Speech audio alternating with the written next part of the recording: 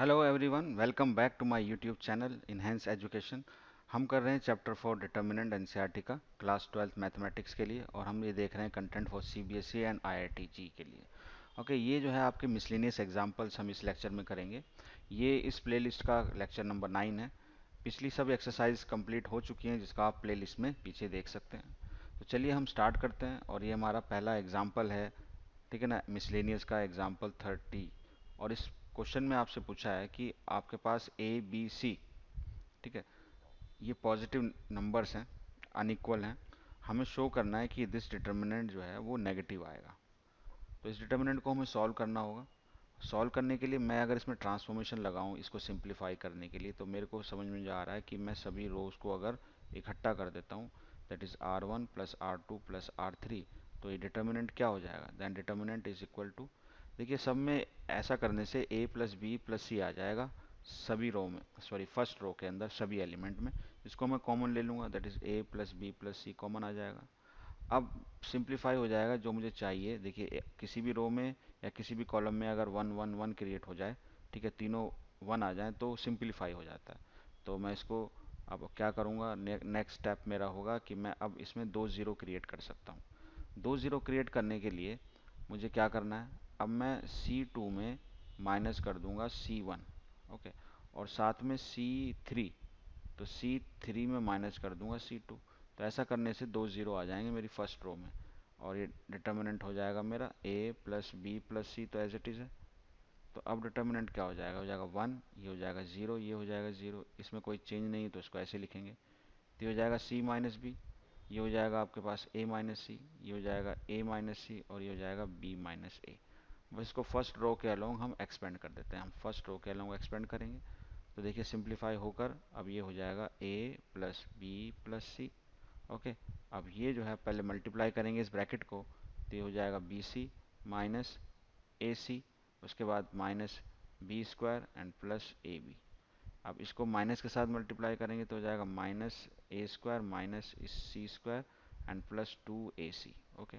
मैं अगर इसमें से माइनस कॉमन ले लेता हूँ यहाँ पर, तो अब क्या हो जाएगा, सिंप्लीफाई होकर थोड़ा सा ये इसकी एक शेप आ जाएगी। इसको हम ऐसे लिख सकते हैं A square plus B square plus C square, और ये हो जाएगा minus A B minus B C और माइनस सी ए, ओके।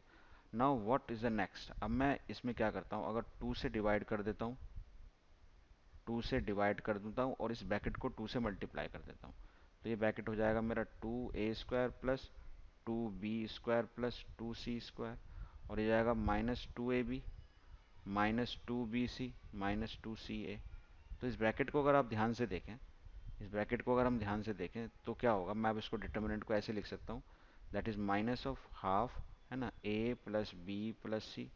और ये पूरा ब्रैकेट जो यहाँ पर आ रहा है इसको ऐसे लिखा जा सकता है, that is a minus B का whole square plus B minus C का whole square plus C minus A का होल स्क्वायर।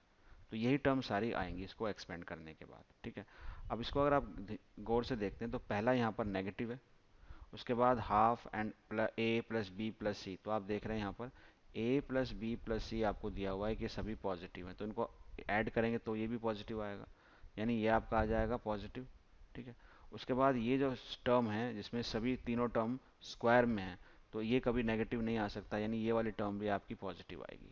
तो नेगेटिव पॉजिटिव पॉजिटिव, तो ओवरऑल आपका जो डिटर्मिनेंट होगा, ओवरऑल जो डिटर्मिनेंट होगा वो आपका नेगेटिव होगा। तो इस तरह से हम देख सकते हैं क्या आएगा, रिजल्ट तो आपका ये आ रहा है, और ये जो क्वांटिटी होगी वो नेगेटिव होगी। तो बस हमें यहाँ पर यही प्रूफ करना था, hence proved. This is your example number 31। इसमें आपको दिया हुआ है तीन नंबर ए बी सी, और वो एपी में है। एपी का मतलब पहले हम लिख लें। एपी का मतलब अगर आप 10th क्लास में आपने पढ़ा होगा, that is equal to A plus C is equal to 2b होगा, अगर ये तीन नंबर आपको एपी में दिए हुए हैं, ठीक है। तो यही हमारे लिए हिंट होगा इस डिटर्मिनेंट को सॉल्व करने के लिए, और हमें इस डिटर्मिनेंट की वैल्यू फाइंड करनी है। आप देखेंगे कि यहाँ पर ए बी और सी इस कॉलम में आ रहे हैं, और हम इस बात को अगर ध्यान दें तो हमें एक इसको ट्रांसफॉर्मेशन लगाना यहाँ पर इजी हो जाएगा, कि अगर मैं a को c से ऐड कर दूं, जिसके लिए मुझे क्या करना पड़ेगा, अगर मैं ये काम r1 में करता हूँ, यानी r1 में मैं r1 में r3 को ऐड कर देता हूँ, तो मेरे पास आ जाएगा a प्लस सी, और वो 2b के बराबर है, तो मैं इसको 2 से मल्टीप्लाई कर देता हूँ। रो 2 को अगर मैं 2 से मल्टीप्लाई कर देता हूँ और माइनस कर दूंगा, तो मेरा ये जो टर्म है, ये वाली टर्म, ये हो जाएगी ज़ीरो। ऐसा करने से, लेकिन बाकी के साथ क्या होगा, अगर बाकी को ध्यान से देखें आप, तो अगर इस कॉलम की बात करें तो 7 और 9 को ऐड करेंगे तो 16 हो जाएगा, और इसको 2 से मल्टीप्लाई कर रहे हैं हम, तो वो क्या हो जाएगा, कैंसिल। इस तरीके से y की टर्म 5y और 7y 12 हो जाएगी। इसको 2 से मल्टीप्लाई करेंगे, ये भी 12, तो माइनस करने पे ये भी 0, तो ये टर्म भी आपकी क्या हो जाएगी, 0 आ जाएगी। ओके, ठीक है। इसी तरीके से आप फर्स्ट कॉलम को ध्यान से देखेंगे तो 4 और प्लस 6, ये ट्रांसफॉर्मेशन लगाएंगे ये वाला, तो 4 प्लस 6 10 हो जाएगा, और 2 से मल्टीप्लाई करेंगे 5 को, तो वो भी 10, तो ये भी 0 हो जाएगा। सिमिलरली ये y की टर्म देखें तो 2 एंड 4 6 हो गया, और 3 को 2 से मल्टीप्लाई किया 6, और माइनस कर देंगे तो ये भी 0 हो जाएगा, तो ये टर्म भी ऐसा करने से 0 हो जाएगी। ओके, तो वो सिंपल हो जाएगा। ये जो आपका डिटर्मिनेंट है, दैट इज इक्वल टू 0 0 0, और यहाँ जो भी आपकी टर्म बच रही हैं, अगर कोई भी है ना, जो भी टर्म बच रही है उस टर्म को आप लिख दें यहाँ पर, लेकिन कोई भी रो या कॉलम अगर 0 हो जाते हैं तो आपका फाइनल डिटर्मिनेंट भी क्या हो जाएगा, 0 हो जाएगा। तो इसका आंसर क्या आएगा आपका, 0। This is your next example 32। यहाँ पर इस डिटर्मिनेंट को हमें प्रूव करना है, is equal to 2xyz bracket x plus Y plus Z का होल क्यूब। ओके, तो इसको हम डिटर्मिनेंट को किस तरह से लेकर आएंगे, ये फैक्टर्स किस तरह से आएंगे, अगर आप इसको गौर से देखेंगे तो कहीं से भी x y z ईजिली बाहर नहीं आएगा। तो इसको किस तरह से करेंगे ये देखते हैं हम। तो पहले मैं यहाँ डिटर्मिनेंट लिख लेता हूँ। देखिए यहाँ पर ये डिटर्मिनेंट लिख रहा है, अब इससे हम स्टार्ट करते हैं। अगर देखिए फर्स्ट रो में अगर मैं x मल्टीप्लाई करूँ, और सेकंड रो से अगर मैं y मल्टीप्लाई करूँ, और z थर्ड रो से अगर मैं z मल्टीप्लाई करूँ, तो क्या हो जाएगा, तो इस रो में आपके पास आ जाएगा यहाँ पर x, ये हो जाएगा आपके पास एक्स स्क्वायर, ये हो जाएगा एक्स स्क्वायर। इसको y से मल्टीप्लाई करने तो ये हो जाएगा वाई स्क्वायर, यहाँ पर ये आ जाएगा आपके पास y, ये हो जाएगा आपके पास वाई स्क्वायर। इसको z से मल्टीप्लाई करेंगे तो ये हो जाएगा Z square, this is again Z square, और ये हो जाएगा z। तो ऐसा मल्टीप्लाई करने के लिए साथ साथ मुझे इसको डिवाइड भी करना होगा, लेकिन ना डिवाइड ना करते हुए मैं क्या करता हूँ कि यहाँ से इस कॉलम से मैं x को वापस ले लेता हूँ, इस कॉलम से मैं y को वापस ले लेता हूँ, और इस कॉलम से मैं z को वापस ले लेता हूँ।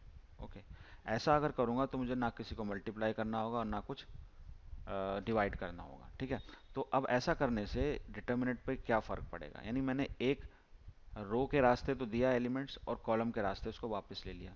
तो यहाँ से एक्स वाई जेड मल्टीप्लाई किया, यहाँ से एक्स वाई जेड है ना, रो वाइज मैंने इसको दे दिया एक्स वाई जेड, और कॉलम वाइज मैंने ये एलिमेंट्स वापस ले लिए एक्स वाई जेड। तो ऐसा करने से जो मेरी फर्स्ट कॉलम है, यानी मेरा डिटर्मिनेंट है, अब देखिए क्या होने वाला है, यहाँ से एक्स जाएगा तो यहाँ पर जाएगा सिंपली वाई प्लस जेड का होल स्क्वायर, यहाँ से x चला जाएगा तो ये हो जाएगा वाई स्क्वायर, ये हो जाएगा जेड स्क्वायर। अब इस कॉलम में से हमने y कॉमन लेना है, तो ये रह जाएगा सिंपली एक्स स्क्वायर, यहाँ हो जाएगा x प्लस जेड का होल स्क्वायर, और यहाँ पर हो जाएगा आपके पास ये भी जेड स्क्वायर। यहाँ से z हटा देंगे आप, तो ये हो जाएगा एक्स स्क्वायर, ये हो जाएगा वाई स्क्वायर, और ये हो जाएगा x प्लस वाई का होल स्क्वायर। तो अब मेरा डिटर्मिनेंट कुछ इस तरह का हो जाएगा। अब इसको सिंप्लीफाई करने के लिए मैं C2 में माइनस करता हूँ C1, और साथ में C3 में से भी मैं माइनस करता हूँ C1। तो अब मेरा डिटर्मिनेंट क्या हो जाएगा इसके बाद, तो ये डिटर्मिनेंट होगा ये ट्रांसफॉर्मेशन लगाने के बाद। अब इसमें देखेंगे आप कॉलम C2 में, सेकंड कॉलम में और थर्ड कॉलम में, इसमें ए स्क्वायर माइनस बी स्क्वायर, इसमें भी ए स्क्वायर माइनस बी स्क्वायर, ये भी ए स्क्वायर माइनस बी स्क्वायर के हिसाब से अगर हम इसको एक्सपेंड करेंगे तो एक पॉजिटिव टर्म आएगी और एक नेगेटिव वाली टर्म आएगी। तो कॉलम C2 में से एक term x plus Y plus Z common आ सकता है, तो यहाँ से मैं x plus Y plus Z, ठीक है, कौन सी, इस टर्म में से यहाँ से कॉमन ले लेंगे। ठीक, इस तरीके से यहाँ पर भी दो टर्म होंगी सेम प्लस वाली, तो वो यहाँ से कॉमन आ जाएगी, तो एक कॉमन आने के बाद ये स्क्वायर हो जाएगा। तो डिटर्मिनेंट क्या बच जाएगा, ये यहाँ हो जाएगा y प्लस जेड, इसमें कोई फर्क नहीं पड़ा, इसका स्क्वायर y का स्क्वायर z का स्क्वायर, यहाँ नेगेटिव वाली टर्म रह जाएगी, that is x minus Y plus Z. Okay, ये हो जाएगी x plus Z minus Y, ये ज़ीरो हो गया। यहाँ पर भी नेगेटिव टर्म रह जाएगी x minus Y plus Z, ये ज़ीरो है आपका, और ये x plus Y okay minus Z. तो ये मेरा डिटर्मिनेंट इतना आ गया। फर्दर इसको सिंप्लीफाई करने के लिए अगर मैं एक ट्रांसफॉर्मेशन लगाता हूँ R1 में, R1, और मैं क्या करता हूँ R1 में माइनस करता हूँ R2 एंड R3। ठीक है, तो ये और फर्दर सिंप्लीफाई हो जाएगा, और इस ट्रांसफॉर्मेशन को लगाने के बाद determinant will be equal to, that determinant will be equal to, so अब हमें ये डिटर्मिनेंट मिलेगा आफ्टर अप्लाइंग दिस ट्रांसफॉर्मेशन। तो अब हम इसको नेक्स्ट पेज पे करते हैं आगे। नाउ दिस डिटर्मिनेंट में अब हमें ऐसा ट्रांसफॉर्मेशन अप्लाई करना है ताकि इसका कैलकुलेशन ईजी हो जाए। तो यहाँ ध्यान से अगर आप देखेंगे तो इस टर्म को मैं ज़ीरो कर सकता हूँ और इस टर्म को भी ज़ीरो कर सकता हूँ, तो फर्स्ट रो में दो ज़ीरो आ जाएंगे। और कैसे कर सकता हूँ, देखिए उसके लिए मैं ट्रांसफॉर्मेशन लगाऊंगा कॉलम में, कॉलम C2 में, ठीक है ना, मैं माइनस करूँगा C1 डिवाइडेड बाई वाई। तो y अगर हटा दूंगा तो 2z हो जाएगा, और इसमें ऐड कर दूंगा, सॉरी, तो यहाँ से ऐड हो जाएगा। इसी तरीके से C3 में भी अप्लाई करना होगा, C3 में भी मैं प्लस कर दूंगा C1 डिवाइडेड बाई z। इसको z से डिवाइड कर दूंगा तो 2y हो जाएगा, प्लस करने पर ही 0 आ जाएगा, बाकी जो होगा हो जाएगा, बाद में इसको कैलकुलेट कर लेंगे। तो ऐसा करने से अब मेरा डिटर्मिनेंट हो जाएगा। तो अब हम इस डिटर्मिनेंट को फर्स्ट रो के अलोंग एक्सपेंड कर सकते हैं। ओके, तो अब हम इसको अगर एक्सपेंड करेंगे अलोंग फर्स्ट रो, तो हमारा डिटर्मिनेंट क्या आ जाएगा देखते हैं। तो डिटर्मिनेंट हो जाएगा मेरा x plus Y plus Z square, ये हो जाएगा 2yz। अब यहाँ पर जो है कुछ मल्टीप्लिकेशन होगा इनका, तो ये हो जाएगा आपके पास X square plus X Y plus Z X plus Y Z.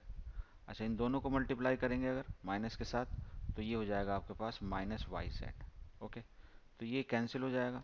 इस टर्म में से हम x कॉमन लिख लेंगे, तो x कॉमन, तो ये हो जाएगा आपके पास 2xyz, और साथ में कितना है ये x plus Y plus Z का स्क्वायर।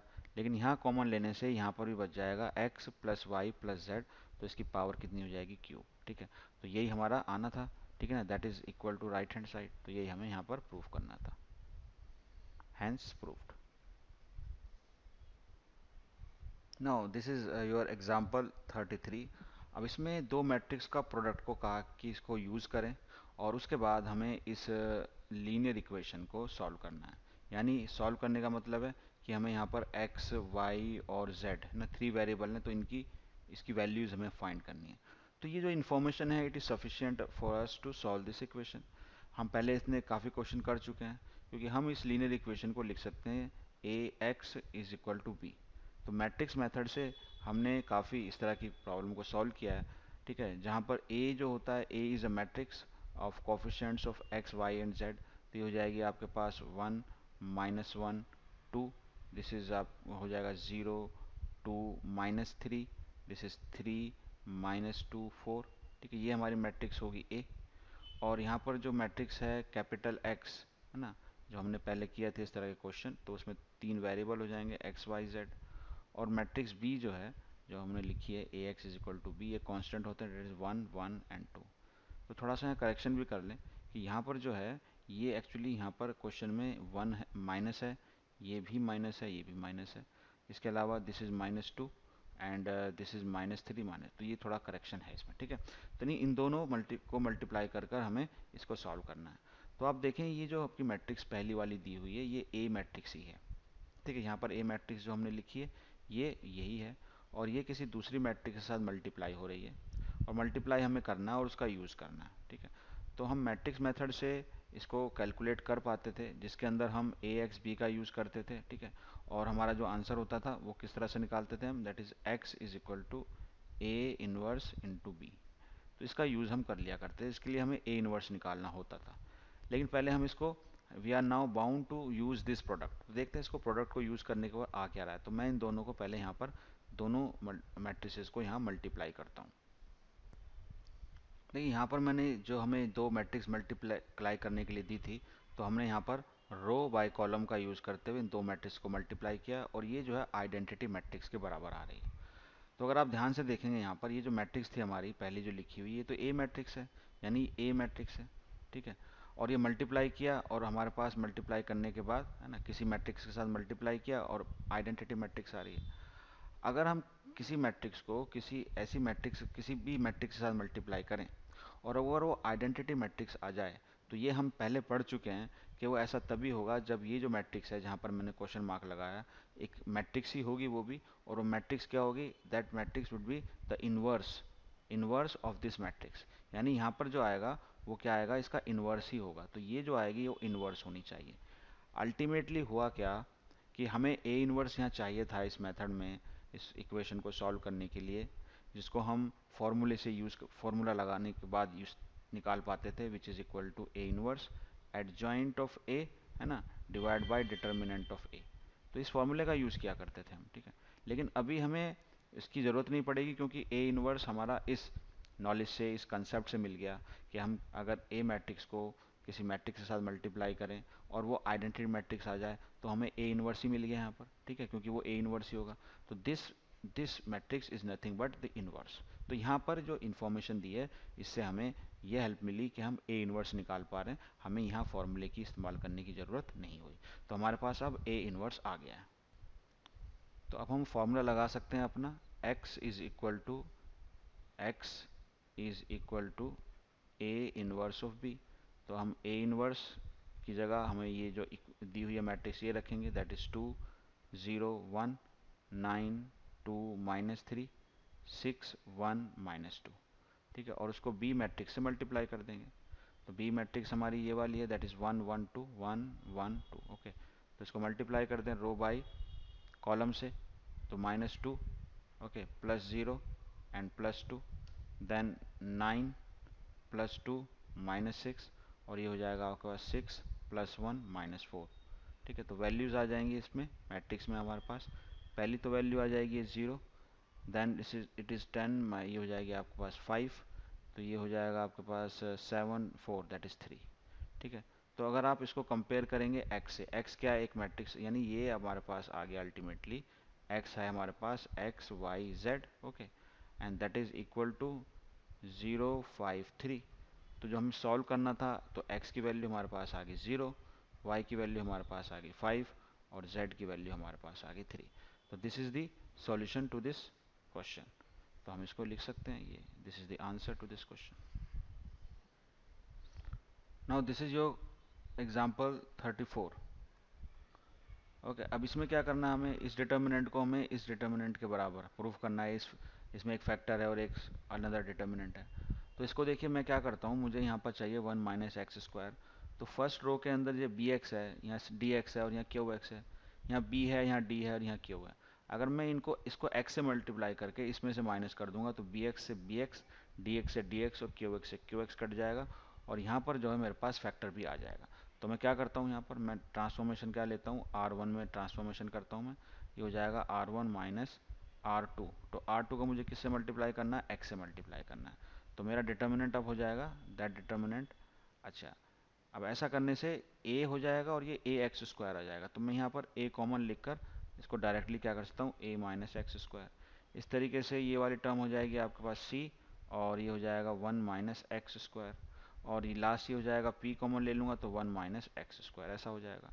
यहाँ पर कोई चेंजेस नहीं, तो इसको एज इट रहने देते हैं, ax + b cx + d, है ना, और px + q, करेक्ट। और ये इसमें तो हमें कोई चेंजेस चाहिए ही नहीं, यानी ये जो रो है हमें एज इट इज़ चाहिए यहाँ पर। तो यहाँ पर हम सिंपली देख सकते हैं कि 1 - x² हमें चाहिए, और वो कॉमन भी आ रहा है तो कॉमन ले लिया हमने। तो हमारी फर्स्ट रो हो गई a c p, तो ये तो हमें ऐसे ही चाहिए थी। और थर्ड हमारी है u v w, तो ये भी हमें चाहिए। सिर्फ हमें इसमें चेंज करना होगा, जो है ax + b, ठीक है, और ये है आपकी cx + d, और ये है px + q। तो मुझे यहाँ चाहिए सिर्फ बी डी क्यू ना, तो मेरा प्रूफ हो जाएगा। तो ए एक्स मुझे नहीं चाहिए, सी एक्स नहीं चाहिए, पी एक्स नहीं चाहिए, तो फर्स्ट रो को मैं एक्स से मल्टीप्लाई करता हूँ और इसमें से R2 में से माइनस कर देता हूँ। तो मेरा ट्रांसफॉर्मेशन क्या होगा, R2 में होगा, क्या कि R2 में से मुझे माइनस करना है x टाइम्स ऑफ R1, ठीक है। अब ऐसा करने से जो डिटर्मिनेंट होगा मेरा, तो यहाँ 1 - x² तो है ही, तो ये जो होगा क्या हो जाएगा, ए सी पी ही हो जाएगा। यहाँ सिर्फ रह जाएगा b, यहाँ रह जाएगा d, और यहाँ रह जाएगा आपका पास q, और ये एज इट इज़ है, इसमें तो हमने स्टार्टिंग से ही कोई चेंज नहीं किया, and that is equal to your determinant. यही वाला था, नहीं, this is equal to right hand side. तो ये भी इजीली हमारा था, और ये लास्ट एग्जांपल था, okay. So thank you for watching, और इसको आप लाइक सब्सक्राइब और शेयर करना ना भूलें। इस तरह की वीडियोज़ आपको और मिलती रहेंगी। तो once again thank you very much.